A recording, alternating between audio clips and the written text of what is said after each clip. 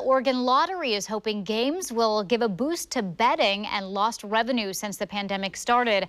Lottery funds have taken a hit over the last few months, but they are now seeing a rebound. Fox 12's John Hendricks is live tonight with how the agency is doing and a look at what people have been betting on while sports have been on a hiatus. John? Well, Nora, table tennis of all things to the tune of $3.7 million in the month of May here in Oregon. The Oregon Lottery is seeing revenues starting to increase.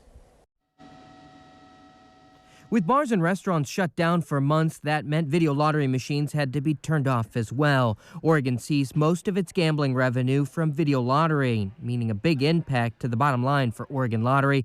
But things are turning around. Over the last 2 weeks, we're only down about 9% over the same 2-week period last year. So players are coming back to the degree that they can. Sports betting is also slowly coming back, with many professional sports returning to play. During the pandemic, Oregonians took to betting on non-traditional sports. In May, where the most recent data is available, nearly 77,000 bets were made, Oregonians wagering $3.7 million on table tennis, making it the #1 sport people were betting on. MMA and UFC fights was in second, wagering just over $1 million, and soccer was the third most bet on sport, coming in at $977,000. As all of these sports start to kind of ramp up again, it's just going to give players more opportunities to wager. According to Oregon Lottery data, basketball is the #1 thing people tend to bet on. Since the first of the year, 1.8 million bets have been made through the state's scoreboard app, wagering over $53 million.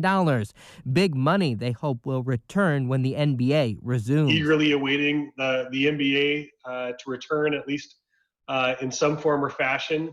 The Blazers are by far the most popular thing that players wager on here in Oregon. The Oregon Lottery says that they are down about 15% of projections because video lottery returned early. A June forecast suggests they'd end the 2-year budget cycle down 23%. Overall, we're down a little bit over where we were last year, but we're ahead of where the state kind of expected us to be just a month or two ago. The state depends on Oregon Lottery funds for things like schools, state parks, and problem gambling. So any increase they see, they say, is a good thing.